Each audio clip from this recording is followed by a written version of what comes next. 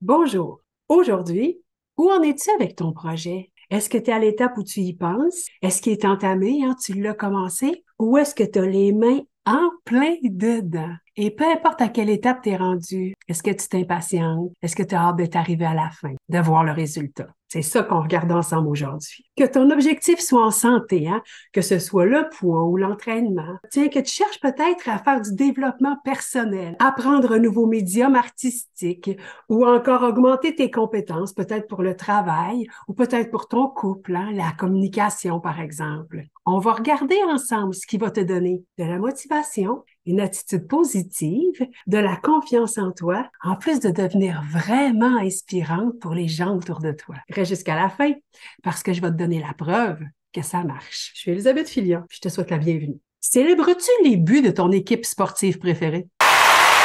Encourages-tu tes enfants? J'ai l'impression de ne pas avancer autant que je voudrais. Je le comprends. Moi aussi, je me sentais souvent de même. Je me mettais au régime, puis je voulais avoir maigri. Je commençais à peindre, je voulais l'habileté. Je venais de rencontrer mon amoureux, puis je voulais tout de suite la confiance. Exactement. Puis oui, je le sais, ce qu'on dit. Et qu'est-ce qu'on dit? On dit qu'il faut apprécier le processus, que l'important, ce n'est pas la destination. Excuse-moi, mais pour reprendre un de tes exemples, si je me mets au régime, c'est pour avoir maigri. Avant, je partageais ta frustration, puis maintenant, qu'est-ce qui a changé? C'est ma compréhension du processus. Continue. OK. Admettons que tu as des livres ou des kilos en trop, par exemple. Tu vas faire quoi? Ben, je vais apporter des changements à mon alimentation et à mes habitudes de vie. Vas-tu être fier des changements à ton alimentation? Vas-tu te sentir fier de ces nouvelles habitudes dans ta vie? Évidemment, c'est même pas une question. Très bien. Disons maintenant que tu as atteint ton poids. Qu'est-ce qui va arriver? Je vais célébrer, je vais fêter, je vais me sentir folle de joie, je vais tellement être fière de moi. Et quelle est la différence entre être fier de changer tes habitudes et être fier d'avoir perdu le poids que tu voulais perdre? À part le résultat? À part le résultat. Rien. Ben, c'est pas tout à fait vrai parce que je me dis que quand je vais avoir maigri, je vais m'offrir une belle robe qui va bien me faire puis je vais la porter pour sortir. Je vais me récompenser. Mais voilà, t'as tout dit. Qu'est-ce que j'ai dit? Que tu vas te récompenser pour avoir atteint ton objectif. Puis alors, qu'est-ce qu'il y a de mal avec ça? Atteindre l'objectif génère spontanément de la joie. Il n'y a personne qui est triste d'avoir scoré, hein? Donc, la difficulté, c'est de s'entraîner des heures et des heures seul. C'est d'écrire des pages et des pages seul. C'est de bien manger repas après repas. C'est de s'entraîner jour après jour. C'est ça que tu passes sous silence. T'achètes la robe pour le but scoré.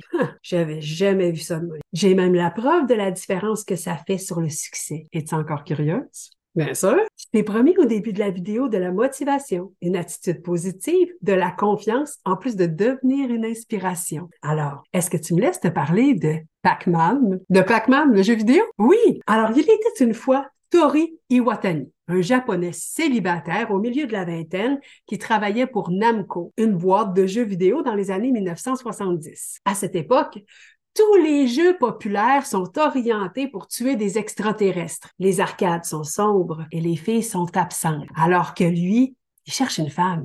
Or, son Pac-Man a non seulement fait école, parce que ce jeu a amené les femmes vers les jeux vidéo, mais en plus, en voulant plaire à un autre public, il a révolutionné le jeu lui-même. C'est-à-dire, des scènes ont été ajoutées pour célébrer le chemin accompli. Chaque fois que tu finis 2 tableaux, la fête commence, de la musique joyeuse retentit et Pac-Man fonce courageusement vers les fantômes qui s'enfuient. Ces quelques secondes ont transformé diamétralement l'expérience des jeux vidéo. Donc, au jeu comme dans la vie, célèbre le processus. On le sait déjà que tu vas fêter le but, mais célèbre l'entraînement. Planifie ce que tu vas t'offrir pour souligner tes efforts quand les estrades sont vides. C'est au moment où il n'y a personne que tu dois être présente pour toi. Tori Iwatani, le créateur de Pac-Man, avait bien compris qu'il fallait féliciter et célébrer le joueur en processus. Et son jeu est encore un des plus grands succès de l'histoire des jeux vidéo. Cette vidéo t'a fait du bien?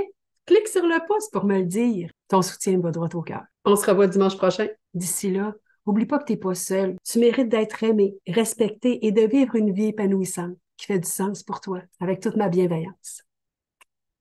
Prends précieusement soin de toi.